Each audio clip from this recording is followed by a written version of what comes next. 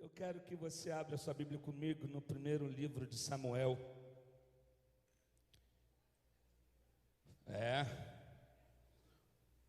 Isso manda, gente. Pense.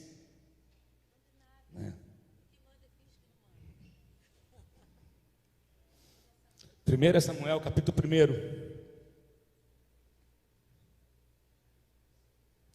Tomar uma água.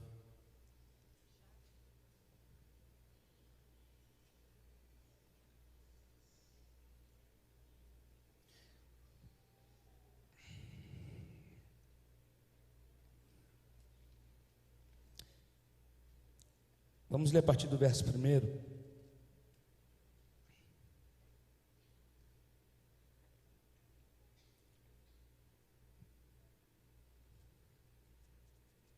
Na verdade, verso 12. Vamos ler do verso 12. 12.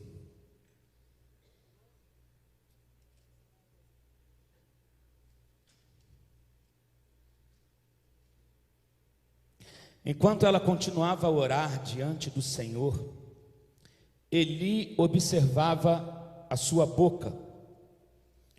Como Ana orava silenciosamente, seus lábios se mexiam, mas não se ouvia a sua voz.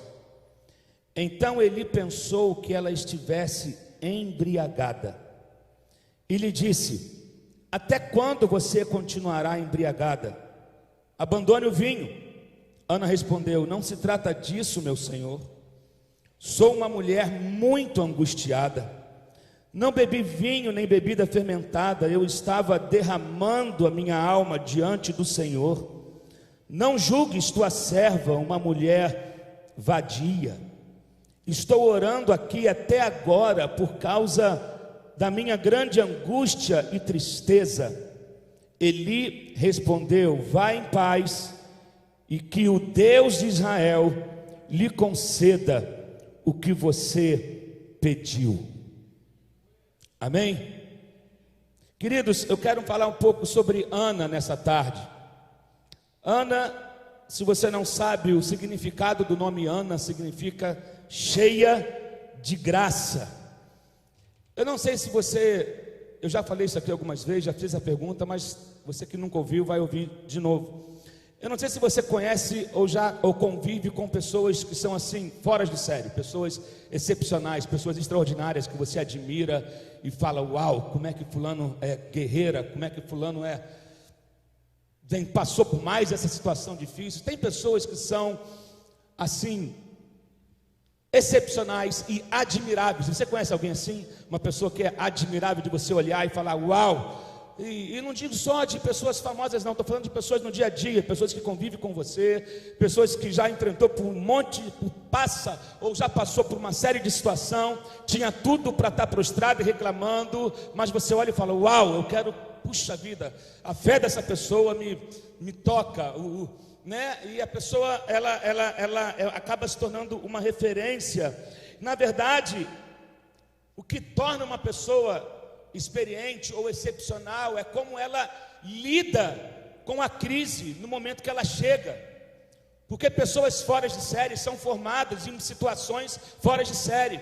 Pessoas excepcionais são formadas em situações excepcionais, em crises assim que parece que vai além do que você pode suportar. Então são desses momentos, essas fornalhas, essas crises, essas frustrações, essas esperas longas é que formam pessoas valentes e guerreiras e determinadas. Amém? Você admira uma pessoa e você às vezes resume essa pessoa na foto que você vê, ou na função que ela exerce, ou no palco quando você vê ela exercendo o seu trabalho, seja em qualquer lugar onde a pessoa se desponte, você olha e às vezes deseja simplesmente aquilo, mas há todo um processo que levou aquela pessoa a estar onde está e ser quem ela é. Então, pessoas excepcionais são geradas no ventre da adversidade. Eu vou repetir. Pessoas excepcionais são geradas no ventre da adversidade.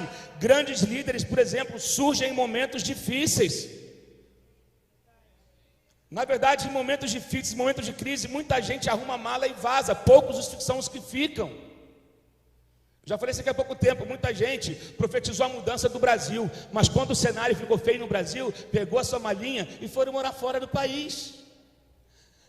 Algumas vozes proféticas se retiraram, porque o negócio começou a ficar complicado, os crentes começaram a ser perseguidos, então de repente se retiram, mas aqueles que ficaram, encaram momentos de crise, Deus os levanta, a fé é fortalecida, sabe? Aí a pessoa, como é que pode? É porque ele não recuou, ele não desistiu, ele ficou quando a chapa esquentou. Eu não sei se você está vivendo um momento na sua vida, áreas da sua vida, em que a situação está assim, você está sendo espremido por todos os lados. Eu quero que você entenda que Deus está forjando você. Quem crê nisso, dá glória a Deus aí. Diga assim: eu não vou fugir. A situação de Ana era complicada, porque a Ana, naquele tempo, as famílias tinham que subir a Jerusalém uma vez por ano para levar o sacrifício, a oferta, e o sacrifício pelo pecado da família, e eles tinham que subir, e Ana subia, e ela subia angustiada, porque ela subia debaixo de afronta, debaixo de palavras que a denegriam, porque ela tinha um sonho de ter filho. Todo mundo que casa, né, você sabe que a vida ela é um ciclo. Quando você chega na juventude e pergunta: não vai namorar? Não está namorando ninguém. Aí você começa a namorar, qual é a pergunta? Vai casar quando? Quando você casa, quando é que vai ter filho? As pessoas criam expectativas, e é um ciclo da vida. Você namora, você casa, vem os filhos. Esse é o ciclo natural, mas com Ana não acontecia. Ela casou, mas os filhos não vinham. Ela tinha sua madre fechada, mas era ela, o nome dela significava cheia de graça, e de repente ela questionava: mas que graça é essa? Mas se você analisar bem, Ana tinha graça. Ana casou com um homem que a amava, Ana casou com um homem que a respeitava, Ana casou com um homem que a valorizava. Porém só tinha uma coisa: ele não era Deus. Ele não era Deus, ele não tinha como dar um filho para ela, porque quem decide pela vida é Deus. Só que você imagina, naquela época era permitido concubina. Quando a mulher não gerava, o marido ele era autorizado, ele podia ter uma outra mulher para que desse filhos para eles. Quando você pensa assim, que na Bíblia a questão do concubinato e de mulheres e vários filhos, é porque naquela época, quanto mais volume de gente, de homens você gerava, mais forte você se tornava. Então por isso que os clãs da família existiam, por isso que tinham famílias, e principalmente filhos homens era muito valorizado, porque ali a família, quando gerava-se muitos homens, se tinha muitos filhos, eles iam criando os seus próprios exércitos, as suas próprias defesas. E aí, só que quando Ana chegava o período de subir para Jerusalém, todo mundo arrumando a sua mala, diz a Penina, que era concubina, que era como se fosse a sua concorrente ali, e ela arrumando a sua mala, e Penina arrumando a mala dela, a mala das crianças, da outra criança, um monte de filho, e ela olhava e não tinha nenhum, e provavelmente Penina olhava para ela e falava: olha aí, sua inútil, sua amaldiçoada, eu tenho um monte de filho, você é a esposa, eu sou a concubina, mas você é a esposa, e você não tem nenhum, e eu tenho um monte de filho. Então ela ia para a casa do Senhor, debaixo dessa afronta. Você imagina, por anos após anos, indo para a casa do Senhor, debaixo de afronta. Tem gente que para vir para a casa do Senhor, ele escuta a afronta do pai, a afronta do marido, a afronta do vizinho. Lá vai você ir para a igreja dar dinheiro para pastor, lá vai você para a igreja para não ter nada para fazer, lá vai você para a igreja perder o seu tempo, lá vai você para a igreja e continua vendo teu marido bêbado, lá vai você para a igreja e teu filho continua nas drogas, lá vai você para a igreja, mas continua ferrado financeiramente, lá vai você para a igreja e nada muda. Lá vai você para a igreja, você continua não prosperando. Lá vai você para a igreja e as coisas não acontecem na sua vida. E eu não estou na igreja, mas eu estou aqui, ó. Eu tenho meu carro, eu tenho aqui, eu tenho a minha turma e tudo, e sou feliz. Essa pessoa que está falando isso para você só não sabe que ela está falando com alguém que é excepcional.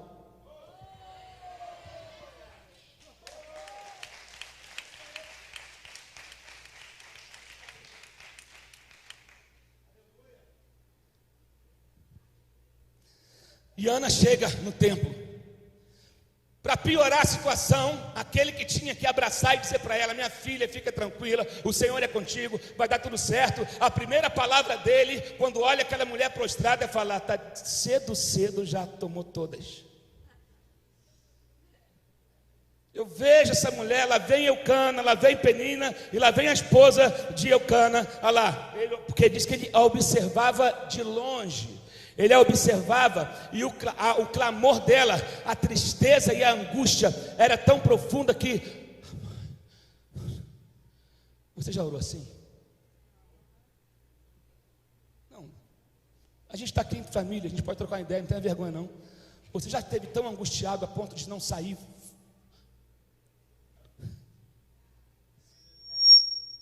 Senhor, eu não sei mais o que falar, eu não sei mais o que pedir. Você está ouvindo sussurro porque eu estou com o microfone, mas imagina sem microfone me ver.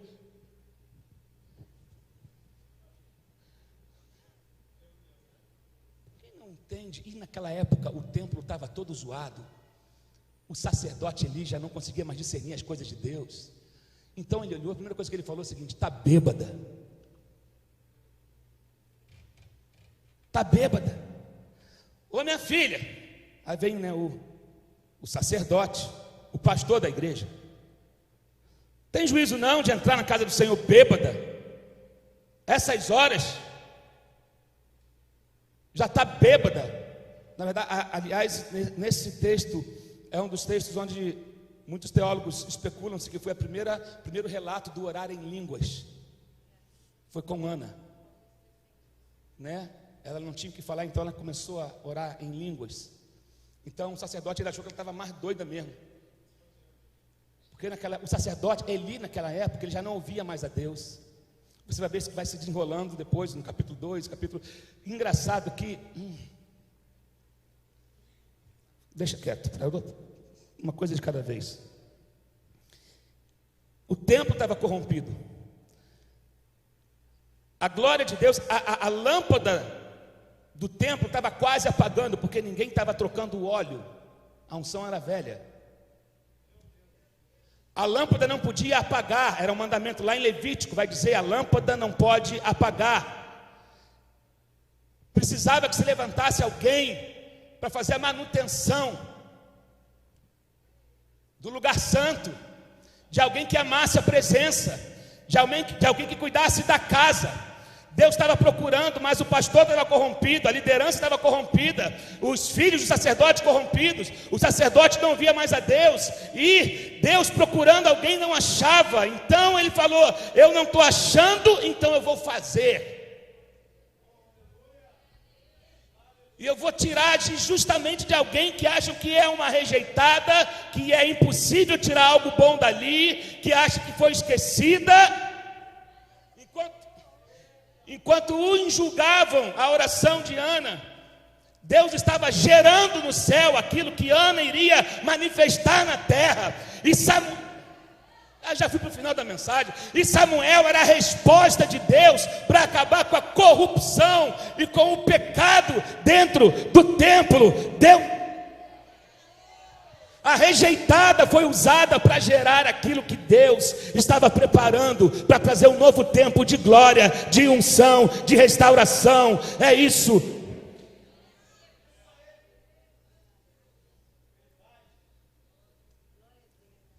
Ele faz. Quando ele não acha, ele procura. Quando ele não acha, ele faz. Porque ele é o Deus do haja. Não se preocupe com o que está faltando na sua vida, porque o que falta, Deus faz.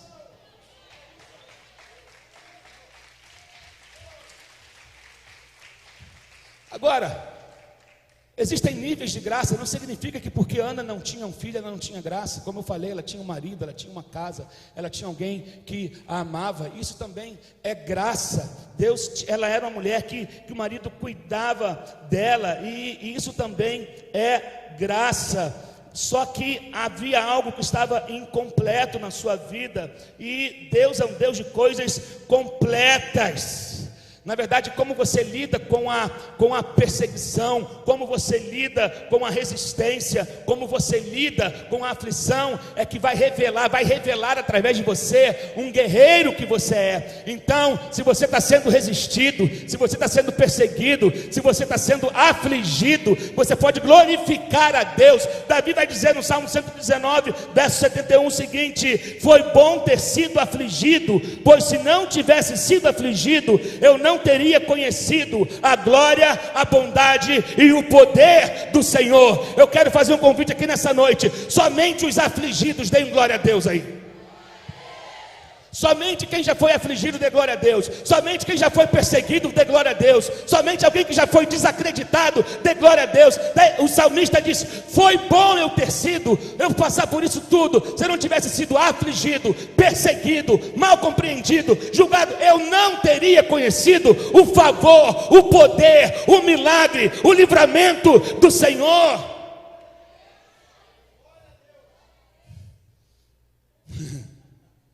Aleluia. E pior que às vezes o sucesso de outra pessoa agrava a nossa frustração.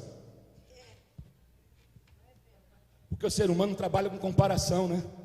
É muito ruim. A comparação ela é injusta e não agrada a Deus, mas é normal você olhar para alguém e falar: Senhor, eu te sirvo há 10 anos.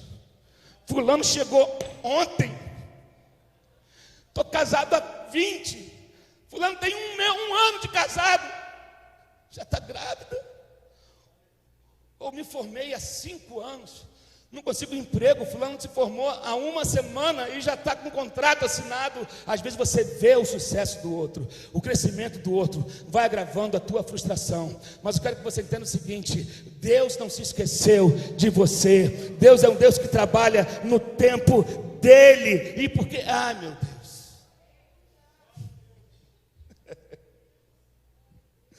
meu Deus, às vezes é saber que você já está com 40 anos e nada mudou. E o cara de 20 já está fazendo um monte de coisa. É você olhar e falar: não esperava estar vivendo o que eu estou com 35.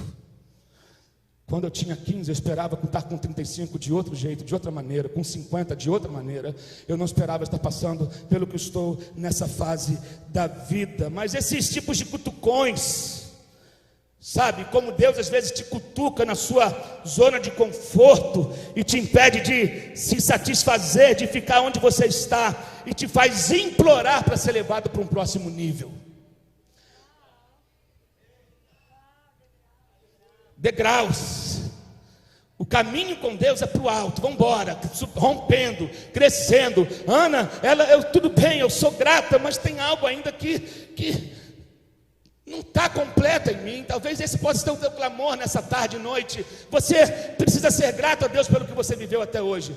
A gente precisa valorizar as coisas que nós temos, ainda que nós não estejamos onde nós sonhamos estar, mas você está no meio de um processo. Amém? E você precisa também reconhecer a graça de Deus na sua vida. Mas existem níveis de graça, outros estão vivendo num nível maior de graça, mas a graça ela existe para todos, e Deus vai tratando com indivíduos, cada um ele trata de uma maneira, de um jeito. A questão é que Deus hoje talvez está cutucando você, e você está numa zona de incômodo, você está no lugar do incômodo. É Deus dizendo: você vai passar para um próximo nível, para uma nova etapa, para uma nova estação da sua vida, meu Deus. Amém, queridos? Uma nova estação, um novo tempo de Deus está chegando sobre a tua vida. Ela tem as suas necessidades supridas, você tem as suas necessidades supridas, e às vezes você não agradece a Deus por isso, porque você só consegue focar no que não está funcionando em você. Eu quero apenas te convidar nessa hora: você consegue olhar para o que está funcionando? Espera aí. Olhe para a sua vida, para aquilo que está funcionando, e agradeça a Deus. Está fraco demais. Você almoçou hoje? Você dormiu hoje? Você está aqui sentado agora? Você está vestindo uma roupa? você tem água para beber, você tem pessoas que se importam com você, e você não pode agradecer a Deus por isso. Você não pode ficar, às vezes você tem uma plateia de 100 pessoas, 98 pessoas te aplaudem, 2 te vaiam. Tem gente que esquece das 98 que estão com ele e fica focado só naquelas 2 que não gostam dele. Nunca você vai ser unanimidade, querido. Sempre vai ter alguém que vai falar mal de você, que não vai te compreender, que vai te julgar, que vai tudo, mas sempre vai ter, Deus vai levantar também uma multidão para estar com você, para abraçar você, para caminhar com você. Então, valorize o que está funcionando, valorize quem te ama, sabe? Seja grato a Deus, porque tem pessoas que te amam. Meu Deus do céu. E tem certas pessoas que não entendem, porque elas acham que você tem todo o poder. Porque elas veem você fluindo numa área e acham que você pode fluir em tudo.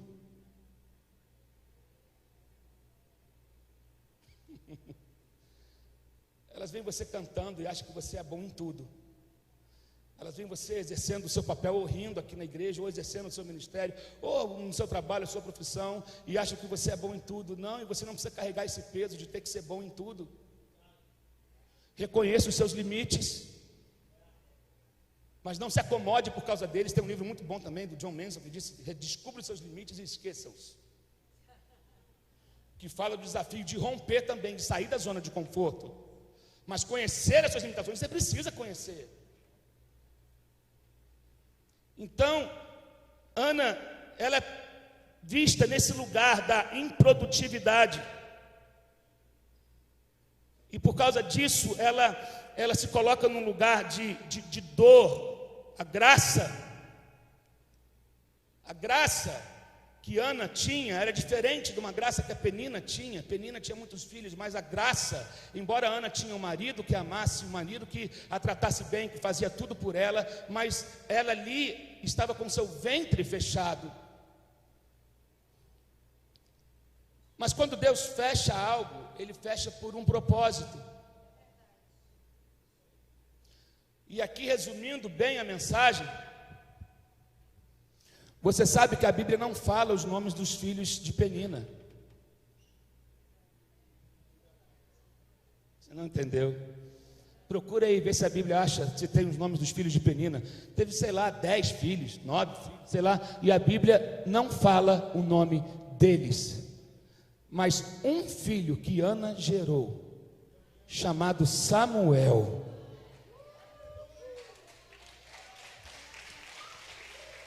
oh meu Deus, meu Deus! Eu quero que você entenda que a aflição te ensina a orar. Melhor professor de oração se chama problema. Melhor seminário de oração se chama luta. Se chama aflição, perseguição. Outro professor de oração também excelente se chama filhos na adolescência. Se você ainda não sabe como orar, querido, deixe seu filho entrar na adolescência, que você vai aprender rapidinho a orar. Quando seu filho chega na adolescência, você se descobre, daqui a pouco você está dando seminário de oração, porque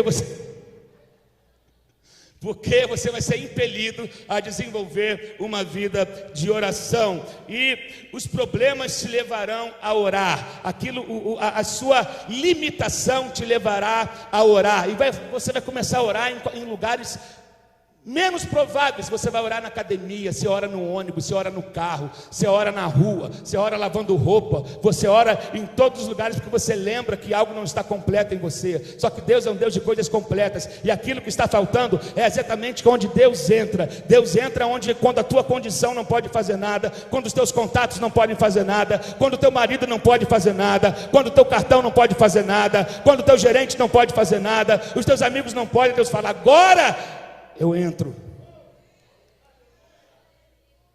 Agora eu entro na tua vida. Então eu quero que você entenda isso. Você está sendo forjado, você está sendo formado, transformado em um guerreiro de oração, porque certas lutas na tua vida estão te empurrando para o altar, para que você desenvolva uma vida de oração. Interessante é que Ana ora ao Senhor e ela faz um voto ao Senhor: se o Senhor me der um filho, eu vou trazer ele, eu vou devolver ele ao Senhor.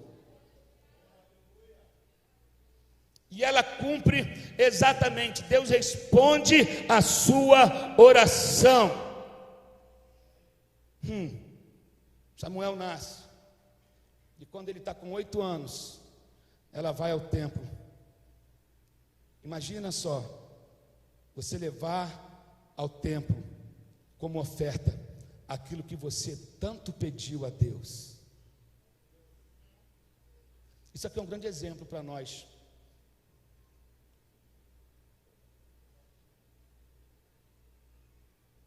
Porque tem muita gente que faz votos ao Senhor e depois dá desculpa para não cumprir. Lembra que eu falei que o templo, nessa época, estava vivendo a pior fase de liderança no templo? Sacerdote corrompido, os filhos do sacerdote metidos com prostituição, com adultério, com roubo, com engano. Então ela podia: eu levar o meu filho para o templo? Senhor, acho que eu vou mudar de ideia. Aquela igreja para o templo, eu entregar a minha oferta naquele lugar. Quero que você entenda o seguinte: com sacerdote cuida Deus. Cumpre o teu voto. Ana não deu desculpa. Ela confiou a oferta dela.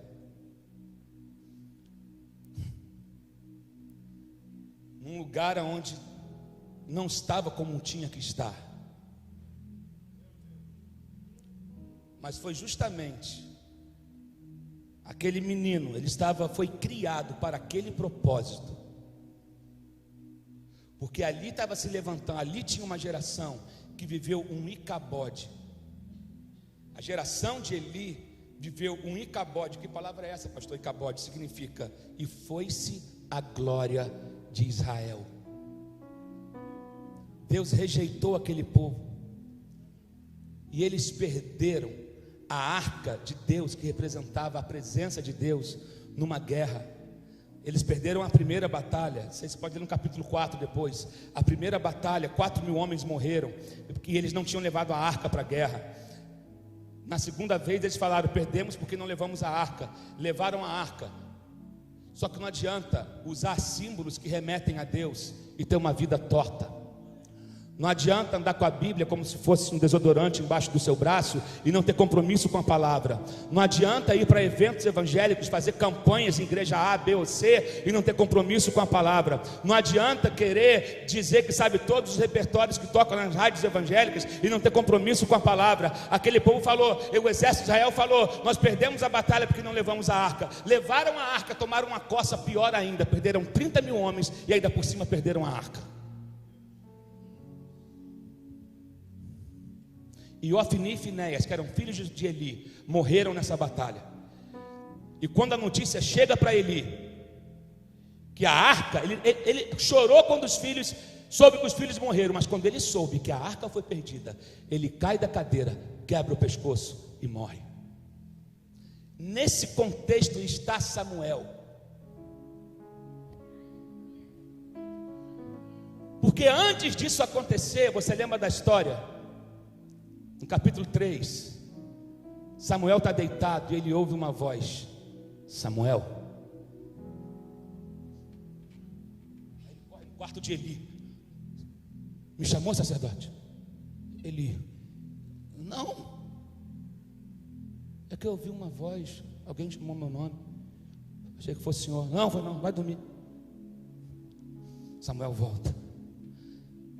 Antes que a lâmpada se apagasse, Samuel,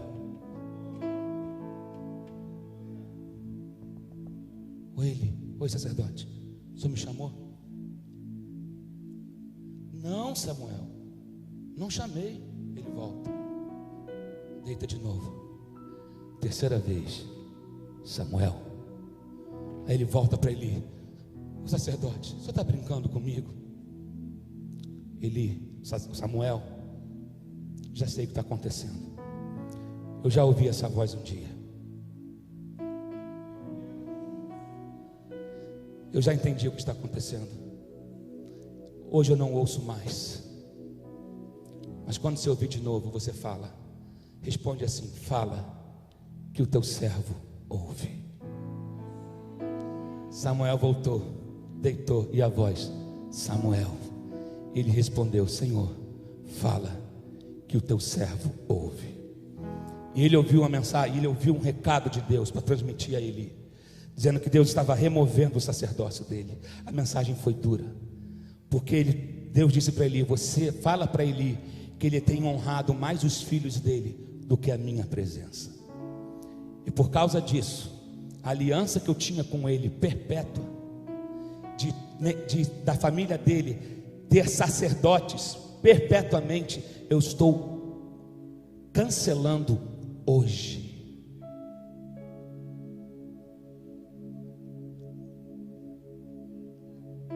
Olha que coisa séria.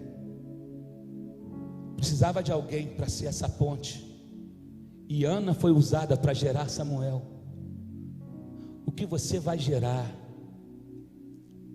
O que você está gerando? De repente você está vivendo a agonia da demora, mas Deus está falando: eu não estou fazendo coisas em quantidade, eu estou fazendo coisas que serão eficientes. Eu estou gerando em você situações, oportunidades, sonhos que vão ser eficientes. Não é para você ficar se gabando e se exibindo, mas vai haver um resultado que vai mudar cidades, igrejas, famílias. Ei, Deus está começando uma operação Lava Altar. Eu aprendi essa com o Isaac, gente, tem que dar o crédito. Hoje eu estava vindo com o Isaac para a igreja, ele: pai, Deus tinha que fazer uma operação Lava Altar no Brasil. Não tem a Lava Jato, agora tem que ter a Lava Altar. Eu falei: Isaac, gostei disso, eu vou usar isso. Deus está fazendo, Deus começou uma operação Lava a igreja, Lava Altar. É hora da gente ser distinguido pelo Deus que nós servimos, não pelo talento que temos, mas pela presença que está sobre nós. Então Deus está gerando e levantando homens e mulheres no espírito e na unção de Samuel.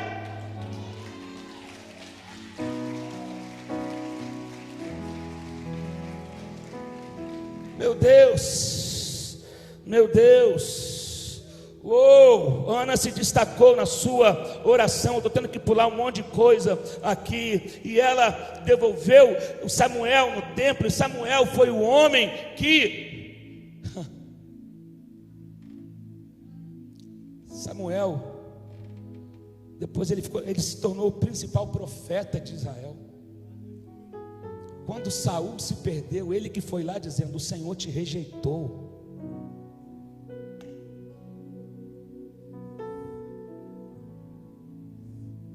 Ele ungiu a Davi como rei.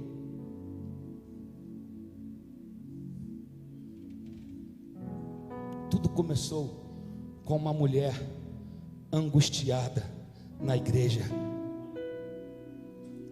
A tua aflição está gerando algo. Filhos gerados na dor não se perdem. Filhos, eu digo aqui para homem e para mulheres, porque você, quando gera, todos nós geramos, homens e mulheres, geramos na mente, geramos no coração, geramos no nosso interior, sabe?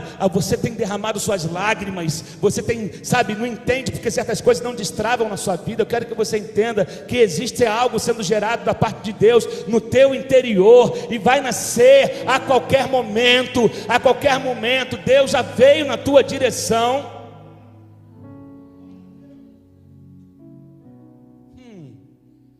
Vai ficando em pé no seu lugar.